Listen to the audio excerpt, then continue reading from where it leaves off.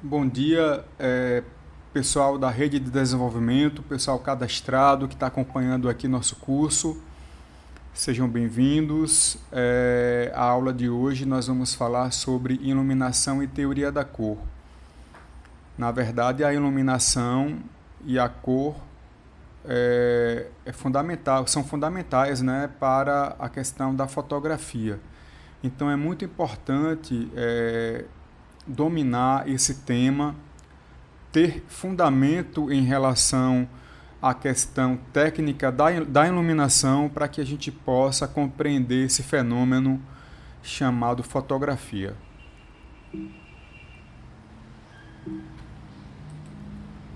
Então, gente, vamos começar falando sobre o que é cor. A cor é uma percepção visual.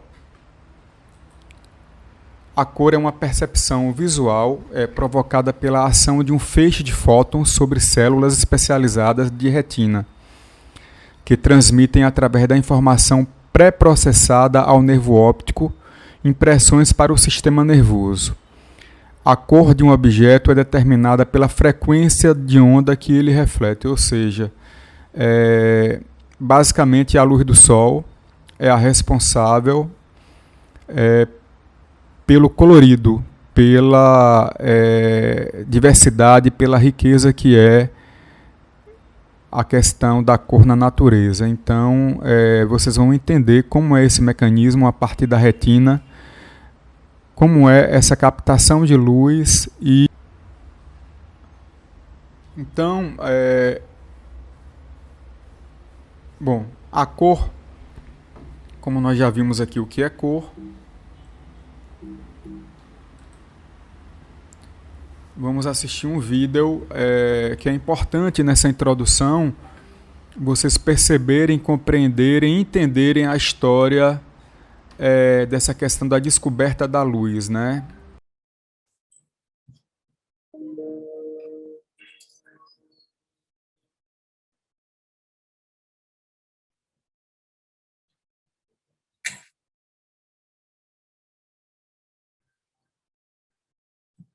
Nós não somos a maioria no planeta Terra. Você sabia que existem mais bactérias neste recipiente do que humanos no mundo? Mas, entre todas as espécies que habitam o planeta Terra, apenas nós, os humanos, conseguimos estimar a quantidade de bactérias que temos aqui. Fazemos isso através de nosso raciocínio. E foi também através da capacidade de raciocinar que nossos ancestrais conseguiram dominar o fogo. Uma importante descoberta que aconteceu centenas de milhares de anos atrás.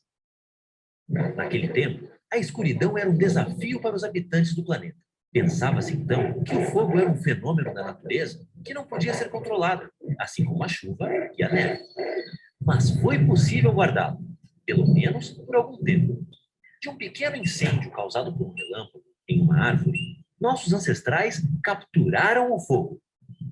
Usando o fogo, eles conseguiram afastar os predadores, iluminar a noite e cozinhar os alimentos.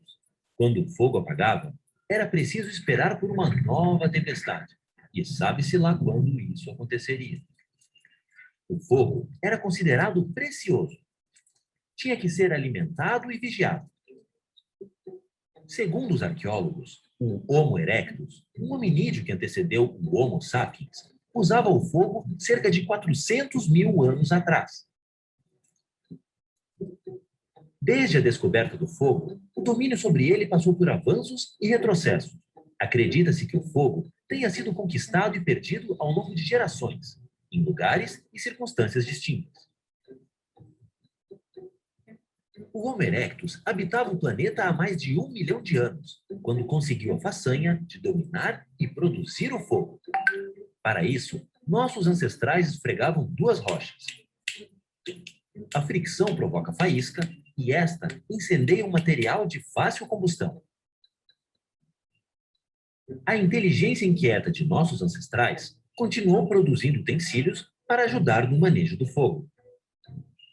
Por exemplo, este arco de madeira, com cordão feito de tripa de animais, que ajudava a obter brasa com mais facilidade.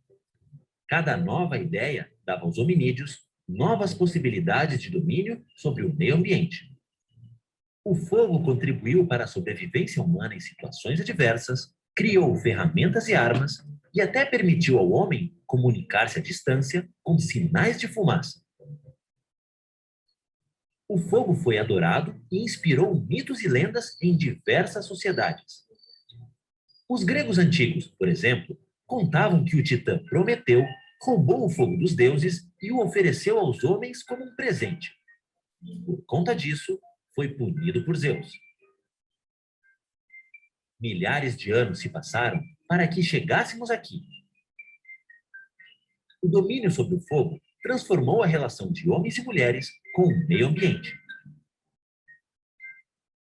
E é essa relação que nos permite descobrir como funciona e se organiza a natureza e até mesmo contar quantas bactérias existem aqui.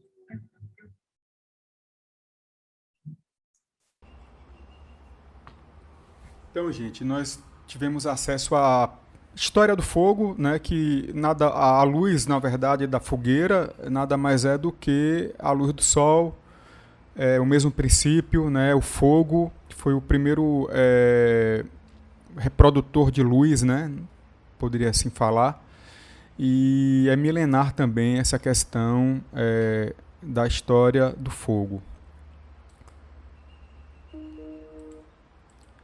Então, nós temos uma compreensão agora, né, de como começou essa longa viagem em relação à exploração da luz, desde a época das cavernas com os hominídeos até a atualidade com as luzes mais avançadas que nós temos, né, mais acessíveis inclusive, mais práticas, que são as luzes de LED, as luzes portáteis, né, que você pode gravar, transportar.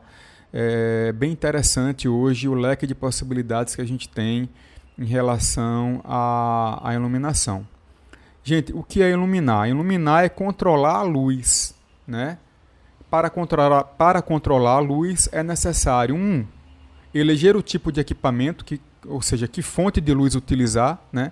Os hominídeos usavam a fogueira como fonte primária de luz. Hoje nós temos um leque de possibilidades de iluminação. 2. Como vou utilizar? Como vou utilizar essa luz? Que direção? Direto ou rebatido? Né? A luz pode ser uma direção direta, né, que é uma luz forte, ou uma luz filtrada ou rebatida, que mais adiante eu vou explicar essas diferenças para vocês. 3. Elementos de controle ou de corte. Por exemplo, os bandôs. Bandô é um tipo de cortina que se coloca frente à luz e que você, ao invés de colocar a luz inteira, você põe a parte da luz que lhe interessa, né? Filtra essa luz. As bandeiras, da mesma forma, bandeiras francesas. Os cones também servem para direcionar a luz que você está utilizando, né? Isso tudo são elementos extra iluminação que você tem no estúdio para que você possa trabalhar essa iluminação. Você tem um ajuste fotométrico, né, que é a intensidade de luz através de filtros. Você pode trabalhar com uma luz mais forte, outra mais diluída, filtrada no caso. Comparando assim de forma bem didática, é a luz do sol, por exemplo, quando você usa um óculos escuro, você está filtrando a luz ali, né? Você está filtrando a quantidade de luz que seus olhos podem perceber.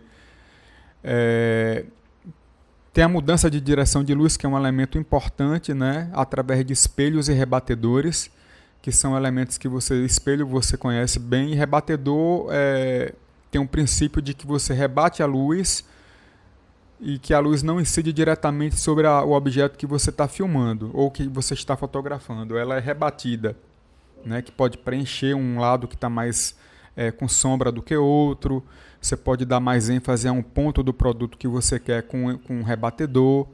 Você pode preencher uma área que está com menos luz com um rebatedor também, ou com espelho, sendo que o espelho tem uma luz mais dura, né, e o rebatedor ele tem uma luz mais difusa, né? Então, você tem também o trabalho hoje com balanços e ajustes de cores, que você usa o software como o Photoshop para estar ali fazendo contraste, balanceando e ajustando a temperatura de cor, né? Bom, falar em temperatura de cor, a temperatura de cor, gente, é um padrão de classificação de luzes.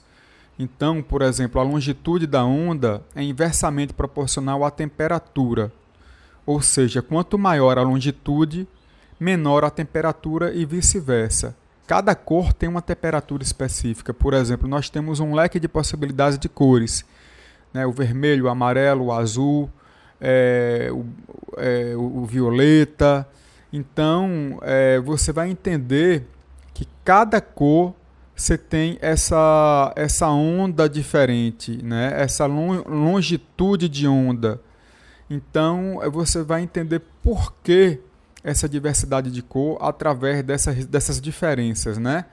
Então, a gente tem a onda aí, você tem a amplitude, né, da onda, que é a curva que ela faz, né? E você tem a longitude da onda, que é o comprimento dela. A longitude da onda determina a cor, né? E a amplitude determina o brilho. Então, quanto você tem uma longitude curta, você tem uma cor. Você tem uma longitude média, você tem outra cor. Você tem uma longitude longa, você tem outra cor. O período é o tempo que leva para realizar um ciclo, né? A frequência é igual a um período. Então você tem no gráfico aí um período de onda, ela amplia, ela sobe, desce nessa frequência. Quando conclui esse movimento, é um período, né? Então, o período é o tempo que leva para realizar um ciclo em relação à frequência desses raios de luz. Bom, a temperatura de cor. O que é a temperatura de cor? Temperatura de cor de uma luz é a temperatura a qual temos que aquecer um corpo negro para que ele emita uma luz com as mesmas características que a luz que queremos estudar. Tem um princípio do seguinte, que o preto é a ausência de cor. Então, se você aquece um corpo negro, significa que ao aquecer, você vai gerar luz. E a luz vem aí a presença de cor, né? Então, a gente tem essa questão aí da física que também está caminhando junto com a teoria das cores. Vamos assistir mais um vídeo, né, que é interessante para a gente entender um pouco dessa ciência da cor.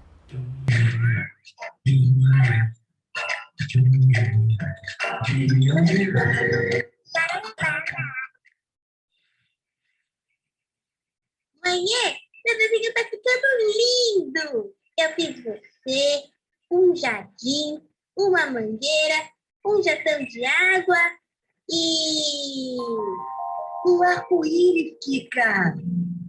Nossa, é mesmo! Ué, mas de onde veio o arco-íris? Da água da mangueira, Kika. Ninguém entende as minhas perguntas. Eu entendo, Kika. Sua mãe tem razão. O arco-íris se formou quando a minha luz iluminou as gotículas de água que vinham da mangueira. É sempre assim. O arco-íris que nós vemos nas cachoeiras, nos mares e nas cidades depois da chuva surge quando a minha luz branca penetra nas gotinhas de água que estão no ar. É aí que acontece a refração. Refração? Eu explico. Primeiro, minha luz chega até as gotinhas de água. Aí ela desvia de direção. Isso é que é refração. Então, surgem as 7 cores básicas do arco-íris. O vermelho, o laranja, o amarelo, o verde, o azul, o turquesa e o violeta. Já que você é uma menina tão iluminada e curiosa, toma este prisma de presente. Uau, um prisma! Ué, mas o que é um prisma? Eu sou um maravilhoso cristal transparente com muitos lados. Comigo você pode fazer uma experiência para entender a refração. Eba! Primeiro, me coloque na direção da luz do sol. Quando a luz do sol atravessa um dos seus lados, aparece uma linda faixa colorida. É o espectro solar. Espectro solar são as cores que compõem a luz do sol separadas, como você está vendo. É? E quem é você? Eu sou o famoso cientista Isaac Newton. Em 1665, eu fiz pela primeira vez a experiência do prisma, que você acabou de aprender. O que acontece com o prisma nessa experiência é igual ao que acontece com as gotinhas de água quando o sol bate nelas e o arco-íris se forma. Quer dizer que a luz branca do sol é uma mistura de um montão de cores? É isso aí, Kika. Quer ver? Experimente fazer um disco de cartolina com as cores do espectro solar pintadas e um buraquinho no centro. Agora, faça esse disco girar na maior velocidade. Viu? O disco ficou branco. O branco é a mistura de todas as cores. Mãe, eu fiz esse desenho colorido para você. Nossa, Kika, você é uma artista iluminada. O arco-íris está maravilhoso. É, ele apareceu por causa da luz branca do sol, que bateu nas gotinhas de água que saíram da sua mangueira. A luz atravessou a água, depois desviou de direção, numa incrível refração. E as 7 cores básicas foram surgindo, formando um arco-íris e deixando o meu desenho lindo. Nossa, Kika, mas de onde vem tanta iluminação e sabedoria? Se eu contar, você não vai acreditar. Um tchauzinho colorido e até o programa que vem com mais um De Onde Vem!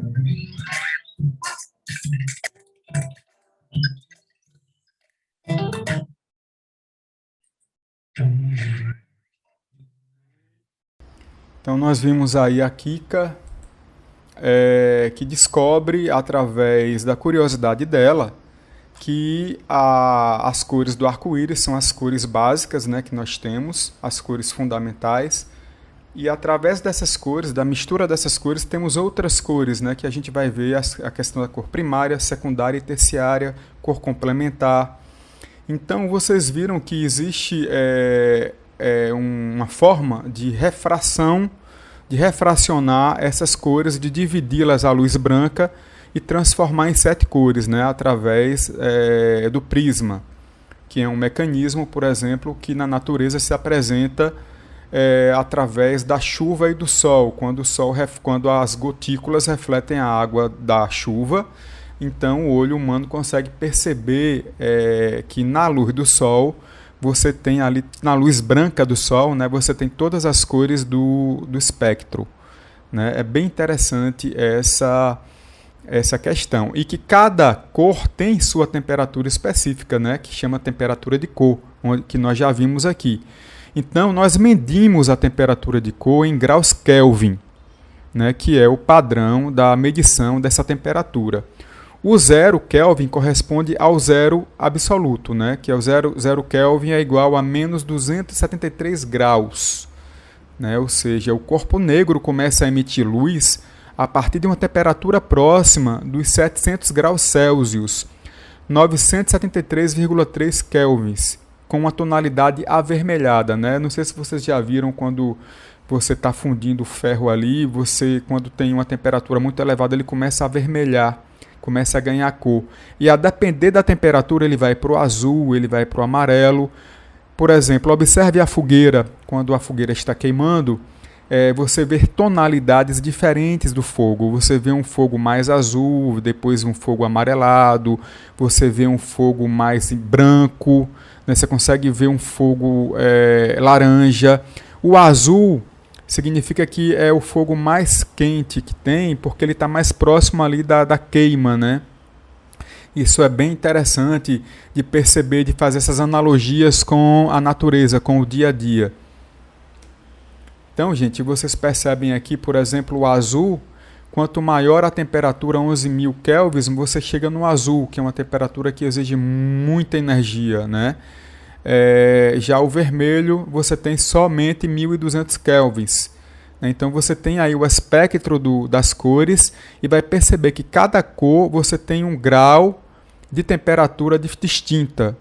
Ou seja, você tem o Sol, ele naturalmente ele tem calor, ele emite luz e a depender da temperatura dessa luz você tem as cores diferentes, né? A gente consegue está conseguindo compreender como essa dinâmica, como essa ciência da cor. Quanto mais temperatura, a cor é fria. Quanto menos temperatura, a cor se torna mais quente. Fria é o azul, cor quente é o vermelho, né? Então, gente, a gente tem aqui, nesse quadro, vocês veem aí, por exemplo, que a luz do céu, num dia, no céu de dia no Polo Norte, tem 25.000 kelvins, né? Aquele céu azul, límpido, né? Aí você tem aí 13.000 no céu ligeiramente encoberto, vai diminuindo, né, a temperatura. Aí você tem o céu azul aberto, 9.000 a 12.000 kelvins. E aí você vem aqui, por exemplo, a marcação dos 5.500 a 6.000, onde a gente tem essa marcação verde.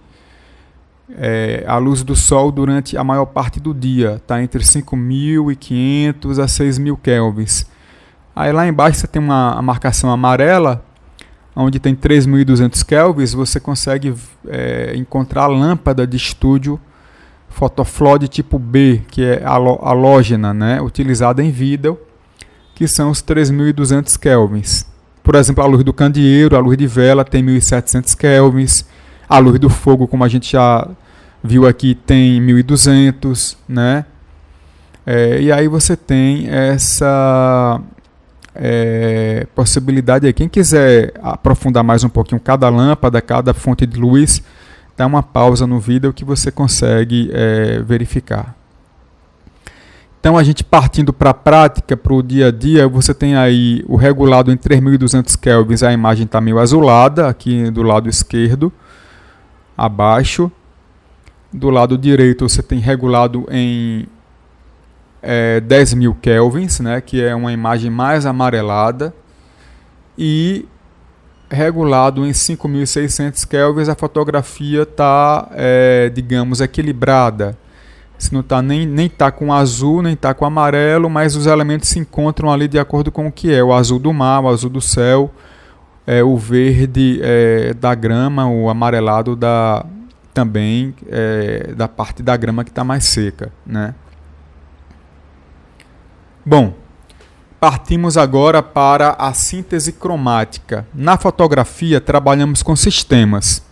Tem o RGB, que é o Red, Green, Blue, ou vermelho, verde e azul, que é o mesmo sistema que encontramos no olho humano, né? O olho humano, existem os cones, que só percebem essas 3 cores primárias. As outras são formadas por adição, ou seja, uma somando-se à outra, e você tem as cores secundárias e depois terciárias. Mas o princípio básico da percepção dos bastonetes humanos dentro do olho, ele consegue perceber 3 cores, que é o vermelho, o verde e o azul. Esse sistema RGB é o que a gente usa para fotografias digitais, né, para redes sociais, para salvar o software em Photoshop, que não é para impressão, é apenas para veiculação nos computadores, nessa questão digital, do uso da imagem. Este sistema é também chamado de síntese aditiva de cores, né? Ou seja, você trabalha com as 3 bases, o vermelho, o verde e o azul, e daí você deriva todas as demais outras cores. Nas câmeras profissionais, né, que não é na questão do celular, também encontraremos chips que captam essas 3 cores. Se bem que hoje o celular está tão avançado que já existe essa questão da captação, né? Vamos lá, vamos compreender melhor essa síntese assistindo mais um vídeo. Eu gosto do vídeo porque você consegue entender melhor, né, na prática essa ciência das cores. Vamos lá? Teoria das cores. As cores têm um papel muito importante no design e no nosso dia a dia. Elas podem chamar nossa atenção para uma imagem, provocar emoções e até comunicar algo sem usar uma única palavra. Mas como saber quais cores combinam bem e quais não? A resposta é simples: teoria das cores. Artistas e designers têm usado essa teoria por séculos e qualquer um pode aprender sobre ela. Ela pode ajudá-lo em diferentes situações, como, por exemplo, para escolher tons para um design ou para combinar perfeitamente as roupas que você vai vestir. Tudo o que você precisa é de um pouco de percepção e começará a vê-la de uma maneira totalmente diferente. Vamos começar com o mais básico. Lembra quando você aprendeu sobre as cores primárias e secundárias na escola? Bem, então você já sabe alguma coisa sobre a teoria das cores. A mistura do vermelho com o amarelo cria o laranja. A do amarelo com o azul, o verde. Já o azul com o vermelho, o roxo. Se misturarmos essas cores, obteremos outros tons, como o vermelho alaranjado e o verde-limão. Juntas, todas essas cores formam um círculo cromático, ou a roda de cores. Agora vejamos um pouco mais sobre o matiz, a saturação e o brilho. Talvez essas palavras não façam parte do seu dia a dia, mas elas são a chave para entender as variações das cores, assim como aquelas amostras que você vê nas lojas de artigos para casa. Entre todos, o matiz é o mais fácil porque basicamente é a própria cor. Já a saturação se refere à intensidade, isto é, se a cor é mais sutil ou mais forte. O brilho mostra se a cor é escura ou clara, variando no intervalo de preto a branco. Como você pode ver, isso nos dá muitas opções, como a de um vermelho opaco profundo ou um rosa pastel. Mas como misturar tudo isso para criar paletas de cores que tenham uma aparência profissional? Existem algumas combinações que comprovadamente podem ajudá-lo. Elas são baseadas em algo chamado harmonia de cores. E tudo o que você precisa fazer é usar a roda de cores. A combinação mais simples é a monocromática, porque apenas uma cor é usada. Escolha um ponto na roda e use seus conhecimentos sobre saturação e brilho para criar variações. A melhor coisa neste tipo de paleta é que você tenha garantia de que as cores vão combinar. Com a combinação análoga, você escolhe as cores que seguem na roda, como vermelhos e laranjas, ou azuis e verdes. Não tenha medo de brincar com a paleta e criar sua própria interpretação. Esse é o propósito dessas combinações, ser um ponto de partida com o qual você pode se guiar e se inspirar. As cores complementares estão uma na frente da outra dentro da roda. Por exemplo, o azul e o laranja, ou o clássico vermelho e verde. Para evitar que a paleta fique muito simples, você pode adicionar tons mais claros, mais escuros ou com pouca saturação. Com as cores complementares divididas, você usa as cores que estão ao lado da cor complementar. Isso lhe dá o mesmo nível de contraste, mas mais opções de tons e possivelmente resultados mais interessantes. Por outro lado, com a triádica, um triângulo é formado num círculo cromático e as cores que estão em cada uma das pontas são usadas. Essas combinações tendem a ser bastante impactantes, principalmente quando são feitas com cores primárias e secundárias. Portanto, pense bem antes de escolhê-las. Uma combinação tetrádica forma um retângulo no círculo. Por isso não usa um, mas 2 pares de cores complementares. Esta combinação funciona melhor se você manter uma cor como predominante e as outras 3 como complementares. Aprenda mais sobre design visitando edu.gcfglobal.org.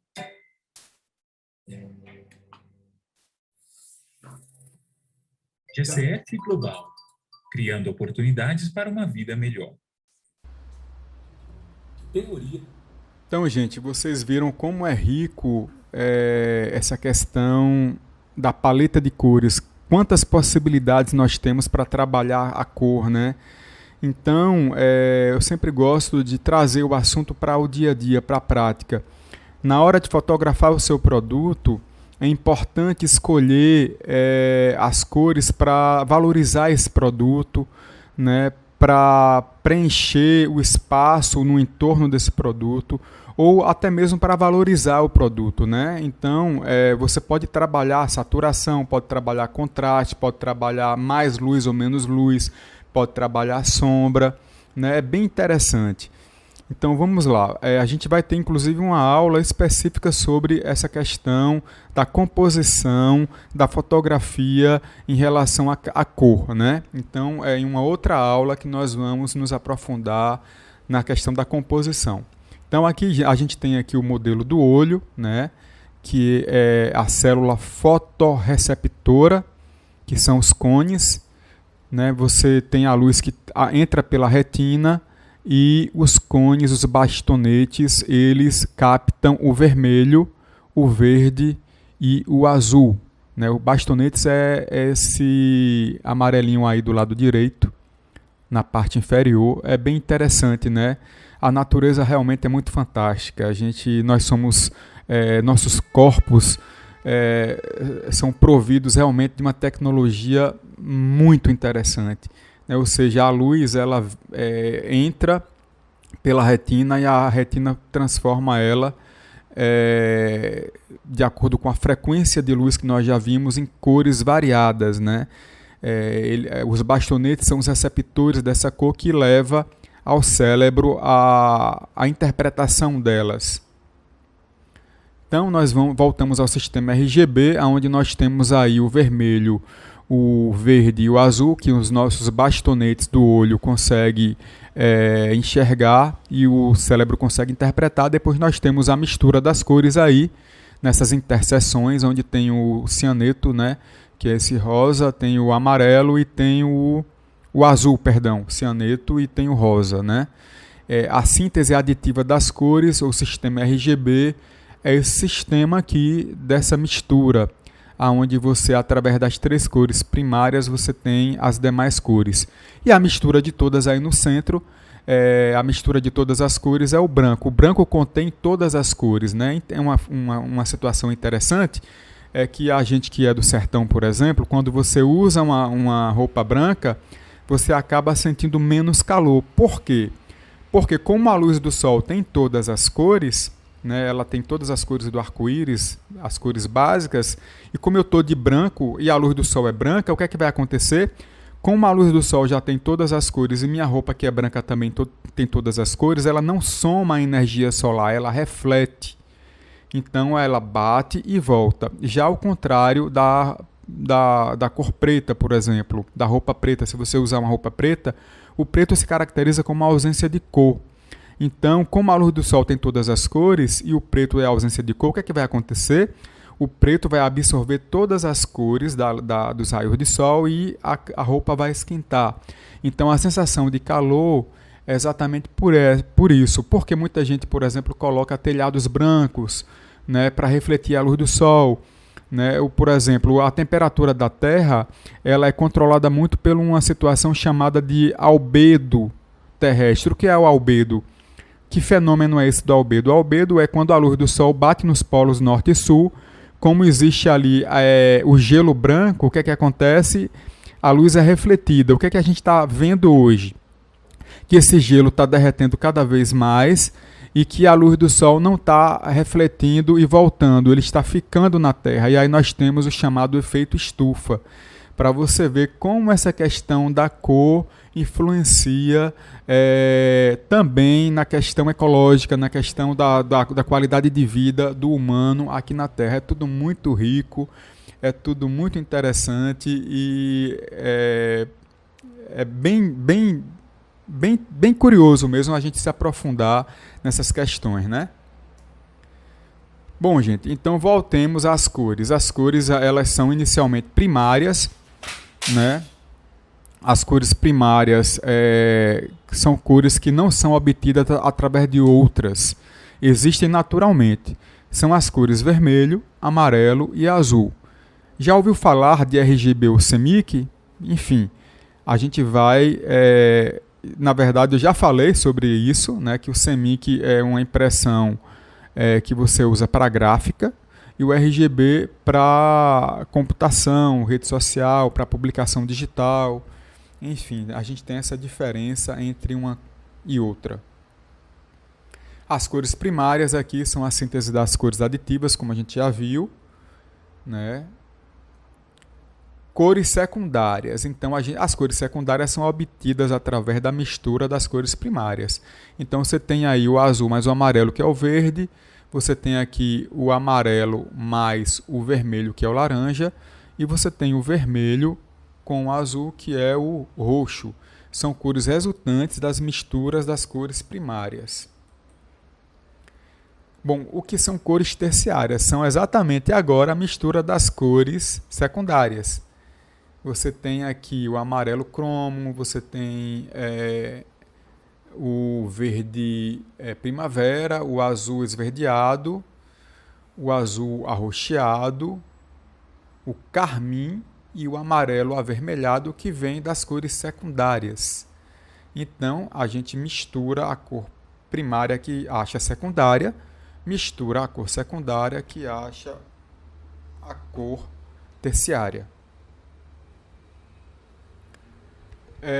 Como vocês viram naquele vídeo, as cores umas próximas das outras, no círculo das cores, elas são análogas. Então, são cores vizinhas, né? Então, você tem aí essa tabelinha onde você vai do A ao E com as cores análogas.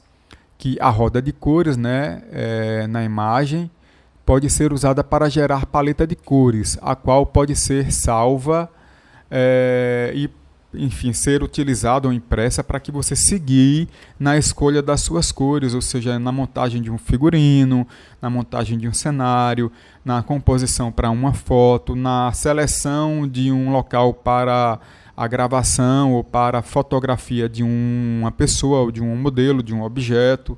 Enfim, é bem interessante você ter esse suporte aí. Aí mais cores análogas. Nesse caso, do amarelo ao vermelho, né, que são as cores vizinhas. Você tem aí mais exemplos de cores. Nesse caso, agora, nós temos as cores complementares, né, que vocês viram no vídeo como o que são cores complementares. Então, este daí é um modelo de cores complementares. Então, gente, o que é matiz ou tom? Matiz ou tom é a cor propriamente dita, é a longitude da onda, né? Ou seja, como eu falei anteriormente no início da nossa aula, a depender do tamanho da longitude, da sua duração, do seu comprimento, perdão, você tem uma cor diferente, né? Parâmetros da cor. Brilho ou luminosidade é o componente claro ou escuro da cor. Esse parâmetro determina a escala tonal de uma matiz. É o quanto a cor se aproxima do preto ou do branco. Ou seja, adicionar mais preto, o verde se torna-se verde mais escuro. Adicionando mais branco, se torna-se verde mais claro. Então a gente tem essa questão aí do parâmetro da cor, né? Da saturação também fica mais forte, mais fraco. Aí você tem os níveis diferentes de brilho, né? Com mais saturação e com menos saturação. Você tem uma imagem mais esbranquiçada, uma mais escura, a outra mais nítida, mais vibrante, com mais brilho, né? Então a gente tem essas diferenças aí nesse trabalho de adição de branco ou preto nas cores. Então a saturação, gente, o que é a saturação, né? É um nível de intensidade e pureza de uma matiz. Pode ser mais intenso e puro, saturado, ou mais transparente, dessaturado. Sem saturação, teremos somente tons de cinza. Então você vê aqui nos círculos abaixo aí o verde sem saturação, né? Que é mais cinza, e mais saturação, que é o verde que vocês estão vendo mais intenso. Ou seja, quanto mais saturação, mais cor você vai ter. que aí você vem o modelo que eu já falei, que mostrei, né? Quanto mais saturação, ou seja, a foto mais saturada é essa de cima, onde o amarelo, o vermelho, o azul são mais intensos, né? O que são cores complementares, né? Vocês viram o vídeo ali, eu mostrei cores análogas, cores complementares. E as cores complementares são aquelas que estão diametralmente opostas no círculo de cores. Elas representam a maior contraste que pode acontecer entre duas cores, ou seja, é o oposto da outra cor. E aí você está aqui de frente a frente as cores complementares. Naturalmente elas estão uma de frente à outra nesse círculo. Então, por exemplo, o vermelho a complementar é o verde. O azul, o complementar é esse terracota, mais para laranja, né? E aí você tem essa possibilidade, por exemplo, o rosa é o verde claro, né? A cor complementar. Seguindo aqui são aquelas cores que dentro do círculo cromático das cores se posicionam de maneira oposta uma à outra. No geral, elas servem para diminuir a intensidade das cores e obter cores neutras ou cinzas quando misturadas. Elas também apresentam maior contraste entre si e absorvem mais seus espectros. Então, esse é o esquema de cores complementares, ou seja, as setas indicam que elas são opostas uma à outra. Então você tem o amarelo com o azul, você tem o rosa com o verde, você tem o vermelho com esse azul mais claro, né? Ciameto. São as cores frias, cores quentes de um lado, cores frias de outro. E aí você tem esse esquema das cores complementares. O que são cores análogas? Agora partimos para as cores análogas, que estão dispostas bem próximas uma das outras, dentro do círculo cromático. Devido ao alto grau de proximidade, então elas se põem uma ao lado da outra, e é por isso que elas são análogas. Elas também são chamadas de análogas porque apresentam a mesma cor básica em meio à composição. A exemplo do amarelo ouro e laranja avermelhado, né? Que tem a cor laranja presente em cada uma. Ou seja, a cor laranja está presente tanto no amarelo ouro como no vermelho alaranjado. E aí é o exemplo aí dessas cores análogas, que você tem aí o dourado do sol do sertão, o céu avermelhado, você tem toda uma base de cores análogas nessa fotografia aqui, né? Então são cores que estão próximas, né? Como a gente percebe aqui. Aqui as cores do sertão, né, que você tem aí a cartela de cores, você tem o verde, depois você vem com o marrom, né, uma riqueza muito grande. Você tem o azul do céu, então a gente brinca com essa composição de cores. Por isso que é importante você fazer esse estudo, né, porque você pode escolher as cores que você quer enquadrar, que você quer compor na sua foto. E, para tanto, a gente usa a ferramenta das paletas de cores, né? Então, nessa foto aí, que é bem típica da nossa região, a gente tem aí o verde e o marrom, o bege, o cor da terra, né? Que você tem essa paleta de cores. É bem interessante quando você vai fazer um banner, quando você vai fazer uma roupa, um look, como se fala, né? Que você tenha antes as cores pré-definidas que você vai trabalhar dentro de uma paleta específica. Então você chega para o cliente e você pergunta qual é a paleta de cores que você quer usar na sua decoração da sua casa, qual a paleta de cores que você quer usar na sua coleção de roupa nova. Então isso tudo é estudado de acordo com essa paleta de cores, né? Você compõe esse quadro com essas cores escolhidas. Que aí mais um exemplo de paleta de cores, ou seja, do lado esquerdo tem a fotografia da paisagem, do lado direito você tem todas as cores que compõem o quadro fotográfico. Então, por enquanto é isso, foi a nossa aula de hoje. né, nossa aula importante sobre teoria das cores, né? Vocês viram aqui como é importante essa questão da compreensão da cor na composição do nosso trabalho, né? Como é interessante a presença da natureza o tempo todo nessa questão da fotografia, da cor, da luz. Ou seja, a luz do sol é a principal luz que existe, é a principal luz que determina a cor da natureza, que influencia na percepção do olho humano, né? Então a gente tem uma natureza rica e diversa, assim como as cores do sol. Então cada textura ela reflete de uma forma diferente a onda e o reflexo da luz do sol. Ah, professor, por que tem cores diferentes? Exatamente por isso. Cada elemento da natureza é uma combinação de frequência, de recepção dessa frequência, né, com essa longitude e com essa definição de grandeza de onda, né? Então, cada frequência, cada grandeza tem uma cor diferente, cada temperatura tem uma cor diferente, cada cor tem uma temperatura diferente. Então, é muito importante essa questão da cor na fotografia, certo? Então é isso, a gente vai partir agora para as próximas aulas. Nós ainda vamos apresentar dicas de fotografia, vamos ter aulas sobre a questão da composição, que é importante, né? A composição do quadro, como fazer uma boa foto, como produzir uma foto para o seu produto, para você que é agricultor familiar, para você que quer apresentar um alface bonito, para você que quer apresentar uma batata bonita, uma fruta.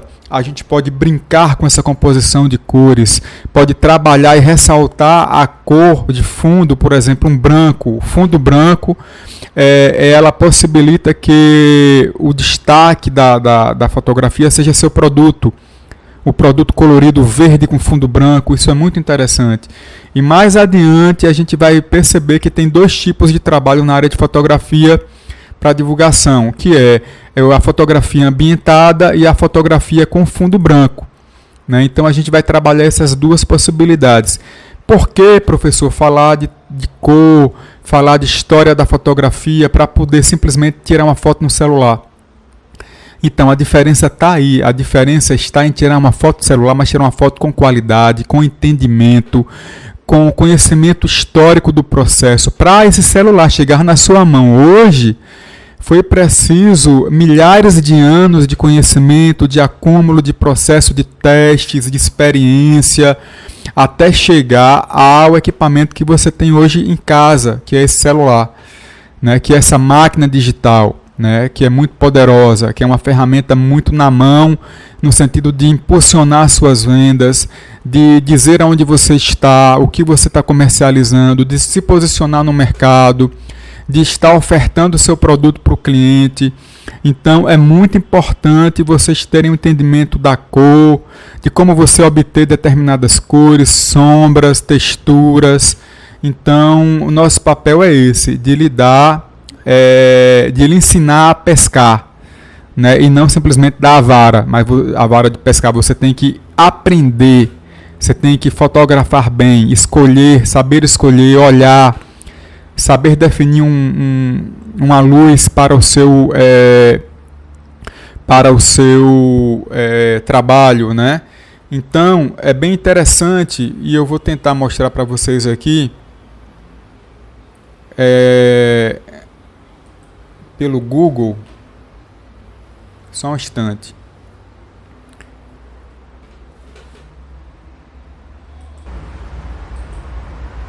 Oi. Bom, testando. Sobre essa questão do controle da luz, né, a gente tem vários dispositivos referentes a esse controle no estúdio e também em gravação externa ou em fotografia externa ou fotografia de estúdio. Por exemplo, tem os rebatedores, né, que a gente vê aqui tem várias opções de rebatedor, vamos ver esse aqui. Aqui a gente tem esse rebatedor que tem esse tecido dourado, a luz rebate nele e ilumina o objeto com essa tonalidade mais dourada. Você tem essa possibilidade aqui do prateado e do branco e também do preto, né? Então a gente tem essa possibilidade de trabalhar com o rebatedor, né? A gente tem também as bandeiras, né, como eu falei anteriormente, que são barreiras que você utiliza para a luz não refletir 100% no objeto que você quer fotografar ou filmar, né? As bandeiras, vamos ver se a gente acha um modelo de bandeira para mostrar a vocês aqui. Só um instante. Pronto. Tem aqui essas bandeiras do meu lado direito aqui da tela, aonde você tem basicamente um tecido preto com um tripé, aonde ele corta a lâmpada, ele corta a full flash, corta a luz, né, que você está utilizando em estúdio. Basicamente é usado em estúdio porque você tem o controle da luz, você está trabalhando com o controle de iluminação, né? Então esse aqui é um outro dispositivo que você pode usar para controle dessa iluminação. Nós temos várias questões aqui de dispositivos que a gente pode estar brincando com isso. Vamos ver se a gente acha um vídeo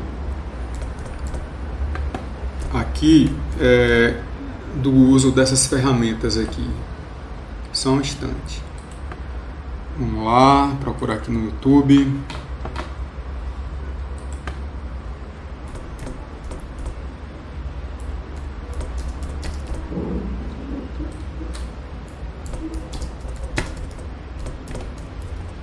Para você ter ideia de mais ou menos como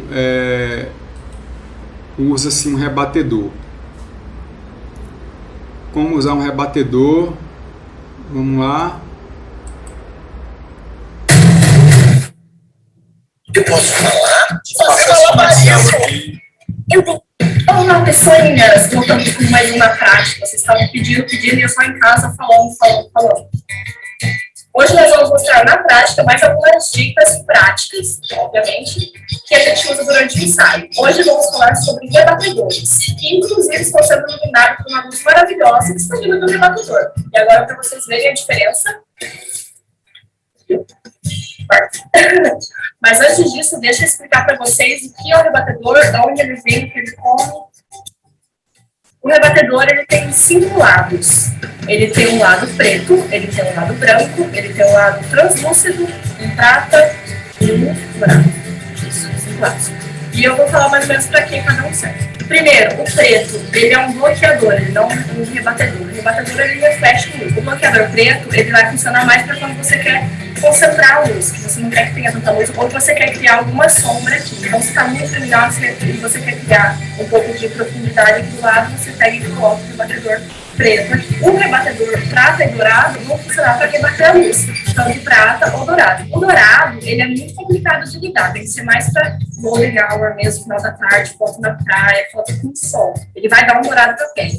E se você não cuidar, vai ficar uma cor meio estranha. Então, tipo, o prata é o ideal para refletir, dar um glow na pele. Agora vamos aos outros. Ele fica assim, ele fica dentro. As 5 opções ficam dentro. Aqui, tirando, a gente tem o translúcido. Ele é meio transparentinho e ele serve para filtrar a luz. Se você está num dia de sol num horário de sol muito forte, ele filtra a luz e deixa a luz suave. A luz vai estar forte, mas aqui ela vai ser suave. É bem legal. Agora a gente vira para a voz. Então, do outro lado, a gente tinha o prata e o preto. Desse lado, a gente tem o dourado, que vai dar um refletido dourado. Eu acho que até tá colocando alguma coisa nisso.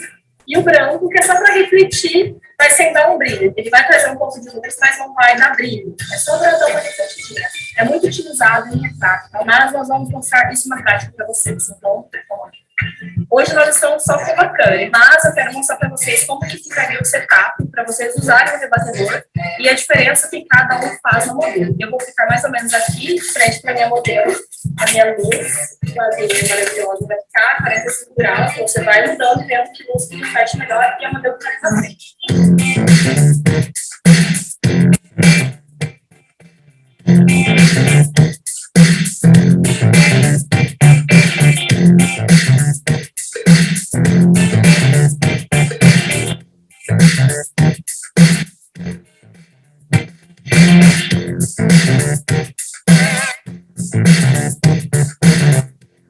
Então, isso que a gente mostrou agora foi só para vocês verem a diferença de entrada de luz com e sem o rebatedor. A gente estava usando o prata. Agora a gente vai usar um pouco o dourado, o branco e o preto para vocês verem. E agora, dessa forma, com o rebatedor de lado, ele pode estar de baixo, de cima, do lado que você quiser. É para ele criar profundidade. Ele vai criar um pouco de sombra. Vocês vão ver nas fotos de exemplo que esse lado do rosto dela vai estar bem mais profundo, bem mais com sombras. Então, onde você colocar o rebatedor, vai dar um pouco mais de profundidade e deixar um pouco mais escuro. É bem bacana para fazer um retrato mais dramático e tal. Essa parte do rebatedor, de iluminar embaixo ou de escurecer, ela funciona mais para retrato. Em estúdio ou em algum lugar que você está controlando a luz. Aqui, ao ar livre aberto, não funciona tanto. Mas mais escurinho com a luz, funciona. Então, testa. Agora, com essa luz dourada de final de tarde, é quase um pecado usar o filtro. Mas só para explicar para vocês como o filtro funciona e para que ele serve. Ele serve para diminuir as luzes fortes, ele serve para filtrar a luz. Então, você coloca ele, entra com a fonte de luz e a modelo ele vai suavizar a luz.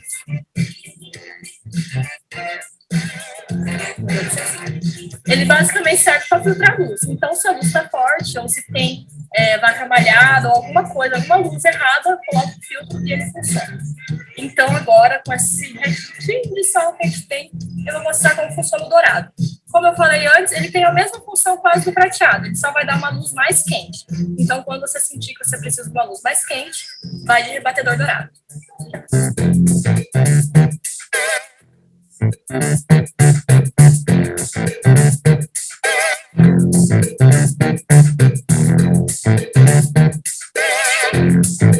Então, só para vocês verem como que atrás a gente tem um douradinho da luz do sol que está vindo e essa luz do sol também refletida no rebatedor veio para o rosto da modelo. Então, super funciona para fotos de pôr do sol, fotos na praia, fotos que você precisa de uma luz quente.